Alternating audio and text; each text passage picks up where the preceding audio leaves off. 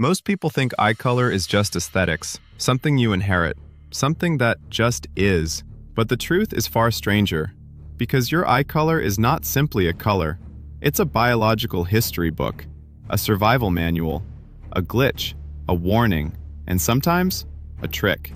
Let's start where all human stories begin. Under a sun hot enough to end your life in seconds.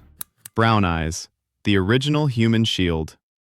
Before we invented shade, sunscreen, or anything resembling modern comfort, early humans had only one defense against the world's most lethal spotlight: pigment. Brown eyes weren't selected because they looked warm or friendly. They survived because they could refuse light. Layer after layer of melanin acted like natural armor plating. Predators saw a glare, but brown-eyed humans saw clearly. If your ancestors lived near the equator, their eyes weren't gentle, they were tactical gear. Today, more than 70% of the planet still carries that same design. Not because brown is common, but because melanin is a straightforward solution nature refuses to get rid of. Brown eyes don't sparkle dramatically, and they rarely shift with mood or lighting. They're steady, opaque, guarded. But under low gold light, firelight, sunset, dusk, brown eyes suddenly reveal something ancient, a hidden warmth, a hint of honey, a glimpse of the original human blueprint. It's the closest thing to time travel your face can offer. Blue eyes, a global optical illusion. Blue eyes shouldn't exist. There is nothing blue inside them.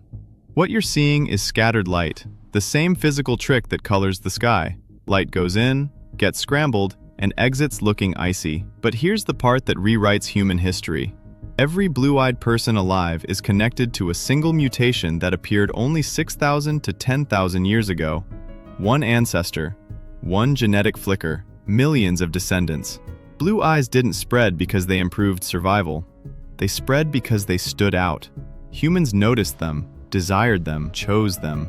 They became symbols: innocence, mystery, purity, coldness, divinity, depending on the culture and century. But like all illusions, blue eyes change. Some fade, some grow dull. Some shift toward gray as the iris ages and the body changes. They were always a trick of physics, and even tricks evolve. Green eyes, the impossible color. Green eyes don't happen. They're engineered by coincidence. To make green, your body must hit a chemical sweet spot so precise that only about 2% of humans ever reach it. Too much melanin and the eyes darken. Too little and they scatter blue. Add a yellowish pigment, lipofuscin, in just the right amount, and light returns as an emerald illusion. 1 degree off and the green collapses. That's why green eyes shift dramatically with lighting. Bright sun makes them glow. Shadows pull them toward hazel. Indoor light can erase them entirely. Throughout myth and folklore, green eyes have been assigned to beings who didn't obey human rules. Fae, forest spirits, witches, gods. Not because they glowed, but because they seemed to rewrite themselves in real time. And nobody is born with them. They appear slowly, like a developing photograph. Hazel eyes, the shapeshifters. Hazel eyes are not a color. They are a behavior. They exist at the halfway point of melanin, just enough to hold on to light, but not enough to control it. So light keeps renegotiating with the iris. That's why hazel eyes look different depending on the angle, the environment, the clothing color, your blood pressure, your emotions, even the temperature of the room. When you're excited, they brighten. When you're calm, they warm. When you're angry or stressed, they darken. The eye is literally interacting with the world instead of simply reflecting it. Scientists try to categorize hazel as greenish or light brown, but that misses the point. Hazel eyes adapt, constantly, like mood rings made of biology. Amber eyes, the hunter's gaze. If you ever meet someone with true amber eyes, you'll know instantly, because they don't look human. Amber eyes don't shift, they don't blend, they don't flicker. They stare back with one solid golden tone. Less than 5% of the world has them, and the pigment behind them, lipofuscin, is more common in predators than in people. Wolves, owls, big cats. Humans have an instinctive reaction to that color, a subtle alertness, a pause. It's not fear, it's recognition, an evolutionary memory resurfacing. Amber eyes in humans don't glow, they radiate. Gray eyes, the storm.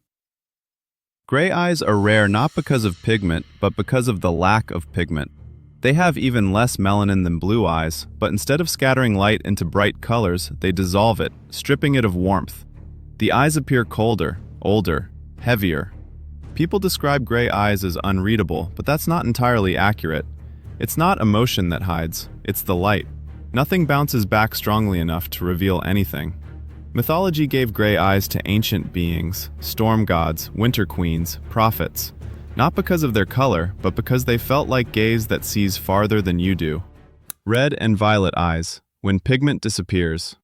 Red eyes sound fictional, but they're not. In extreme ocular albinism, the iris contains almost no pigment at all. Light passes through instead of bouncing off. You see the blood vessels behind it, the actual red of the body. Under certain white lights, red mixes with blue scatter and creates violet or lavender tones. This explains why Elizabeth Taylor's eyes sometimes looked purple. It wasn't magic, it was physics playing dress-up.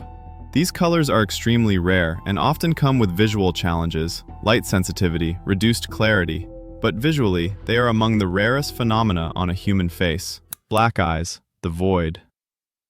Technically, there is no such thing as a truly black iris, but some eyes come close when melanin saturates the iris to the point that almost zero light exits. These eyes don't reflect, they don't shift, they consume. The result is a dark, bottomless appearance that has fueled myths for thousands of years. Demons in disguise, shadow spirits, gods who walk among humans. In some rare medical conditions like aniridia, the iris is barely present, leaving only a dark pupil expanding across the eye. It looks supernatural because the structure of the eye is literally missing. Heterochromia, nature's glitch. When melanin chooses one eye differently than the other, you get heterochromia, and it looks like something borrowed from another world. There are three forms. One eye completely different from the other. A slice of color like a lightning scar. Two rings of color around the pupil. Nature mixing palettes for no functional reason at all. People with heterochromia see normally, but others often don't see them as normal. Their eyes look like a story in the middle of being written. The golden ring, a warning from within. Some people don't develop a new eye color, they develop a halo. A metallic golden ring around the iris. It looks beautiful, but it's actually a sign of Wilson's disease, a disorder where the body fails to clear copper. The metal builds up in the organs, and eventually in the eyes. This ring doesn't affect vision, but it signals damage happening elsewhere. Many people discover they have a genetic disease only because an eye doctor sees the ring glowing back at them. Your eyes don't just show your color, sometimes they show your health. If you enjoyed this video, make sure to hit that like button and subscribe. Let me know down in the comments what you would like to see next. Thanks for watching Brain Munchies, and remember, keep chewing on facts.